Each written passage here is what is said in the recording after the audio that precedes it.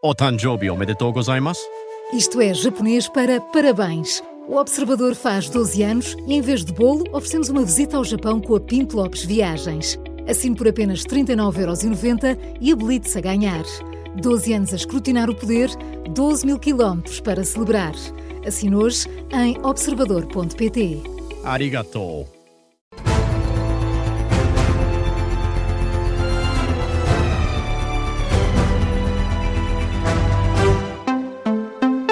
Jornal das Três, com José Rafael Lopes. José, o Primeiro-Ministro pede mais competitividade para que Portugal consiga desenvolver-se sem ficar dependente de fundos europeus.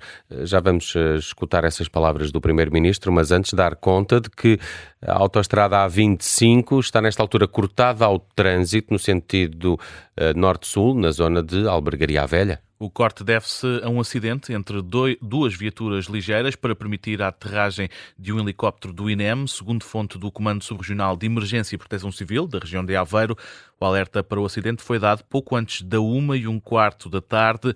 Fonte da Proteção Civil diz à Rádio Observador que este helicóptero do INEM já aterrou e que o ferido mais ligeiro já foi transportado para o hospital. A mesma fonte revela ainda que a vítima ferida com maior gravidade ainda se encontra a receber assistência no local.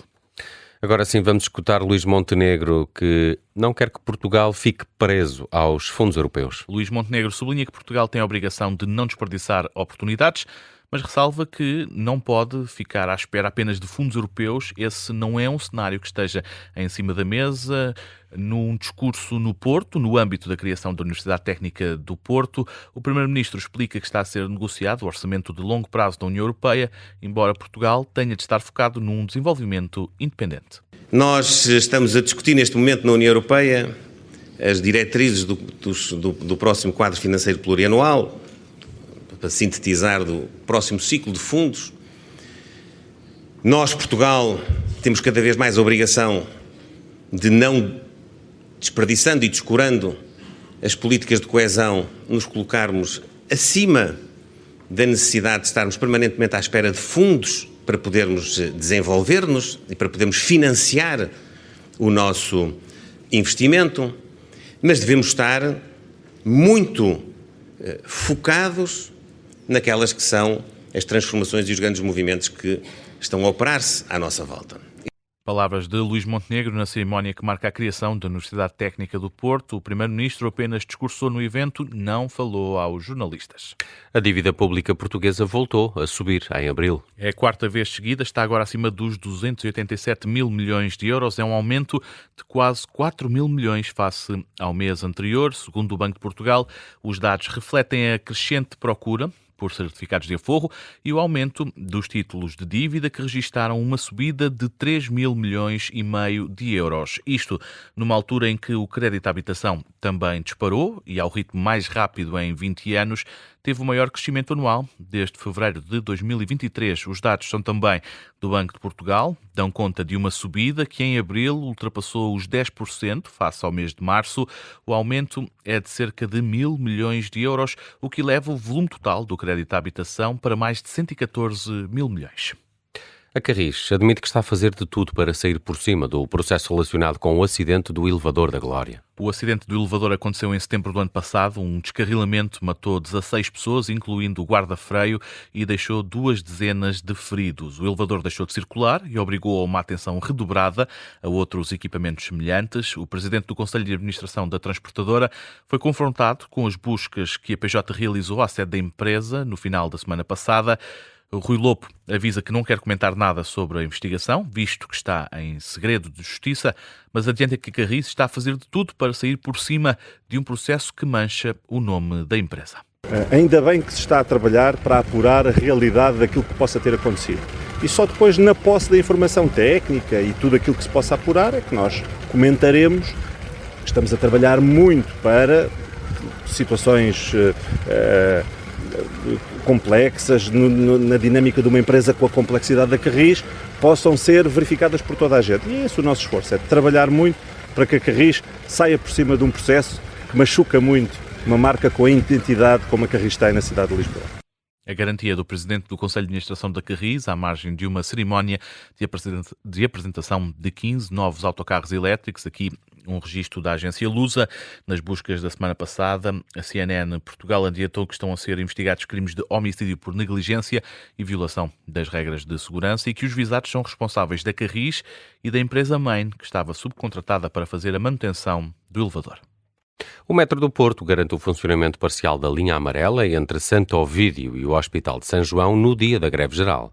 Em comunicado, a transportadora informa ainda que o tronco comum entre as estações da Senhora da Hora e o Estádio do Dragão vão estar em funcionamento, mas em frequência reduzida.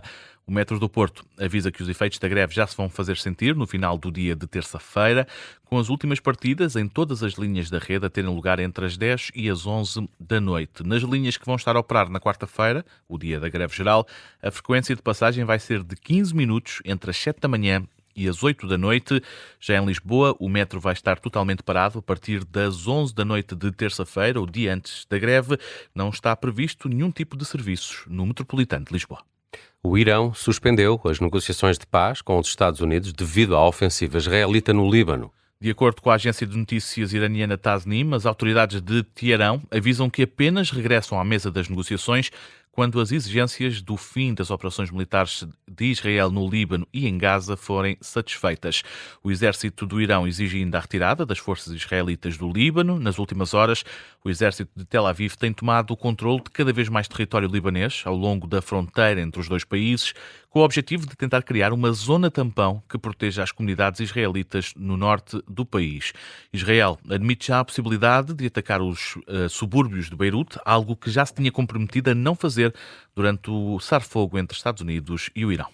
Na análise, o historiador Bruno Cardoso Reis avisa que os ataques sucessivos entre Estados Unidos e Irão colocam o cessar-fogo cada vez mais frágil. Ainda assim, o historiador diz que, neste caso, ainda se pode falar num cessar-fogo, já o mesmo não se pode dizer no conflito entre o Hezbollah e Israel. No Gabinete de Guerra, Bruno Cardoso Reis diz compreender a preocupação dos países do Golfo devido à escalada do conflito no Médio Oriente e questiona a eficácia do acordo de cessar-fogo em vigor. Parece-me compreensível que os países do Golfo estejam preocupados. De facto, eu acho que há aqui cada vez mais um cessar-fogo frágil, cada vez mais um cessar-fogo muito limitado. O risco sempre é que acabemos por ver em relação à zona do Golfo aquilo que já estamos a ver em relação ao Líbano, que no fundo é um colapso do cessar-fogo. Ele torna-se, quer dizer, as exceções são tantas que no fundo já não faz sentido realmente falar de um cessar-fogo. A análise de Bruno Cardoso Reis, o historiador acredita que cabe aos Estados Unidos pressionar Israel para terminar os ataques no sul do Líbano. O Gabinete de Guerra com o Bruno Cardoso Reis vai para o ar depois do Jornal das 4, mas já está disponível em podcast. José, que outras notícias estão a marcar a atualidade? Em Setúbal, a Urgência Regional de Obstetrícia e Ginecologia da Península de Setúbal está com mais atendimentos por dia do que as 3 urgências da especialidade da região no ano passado. Segundo os dados do portal de monitorização do SNS, analisados pelo Correio da Manhã, a urgência registra uma média diária de cerca de 70 episódios por dia, um aumento de quase 20% face aos que registavam os hospitais da região no ano passado. Em Sintra, estão abertas até ao dia 9 de junho as candidaturas para o concurso de arrendamento jovem de renda reduzida. É uma iniciativa que visa facilitar o acesso à habitação por parte da população jovem do concelho. Este programa destina-se a jovens residentes na zona de Sintra, com idades compreendidas entre os 18 e os 35 anos. Nesta edição estão disponíveis 15 fogos de habitação municipal, distribuídos por vários pontos do concelho. Em Santarém, as associações do setor do transporte e da distribuição estão contra a decisão da autarquia do Cartacho de proibir a circulação de pesados na circular urbana da cidade. As associações, aliás, denunciam que as medidas foram tomadas sem a realização de estudos de impacto económico e a apresentação de alternativas viáveis. Em Aveiro, a circulação na A29 esteve interrompida em Estarreja, no sentido norte-sul, devido a um incêndio num caminhão. Segundo a Proteção Civil, não há registro de feridos. O caminhão incendiou-se por volta das 4 da manhã, no quilómetro 15 da autoestrada, na zona de Avanca. Na Póvoa de Varzim terminam amanhã as candidaturas para a atribuição de habitações sociais no âmbito do programa Primeiro Direito. A autarquia tem mais de 100 casas para distribuir em regime de arrendamento apoiado a pessoas e famílias carenciadas. Os apartamentos vão desde T0 a T4 e situam-se em 3 empreendimentos ainda em fase de conclusão.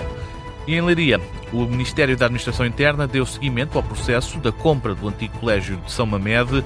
O Ministério vai adquirir o imóvel por quase 12 milhões de euros. Segundo o Jornal de Leiria, o espaço deverá receber várias valências de formação e controle operacional da GNR, dedicadas sobretudo ao ambiente e à gestão de fogos rurais.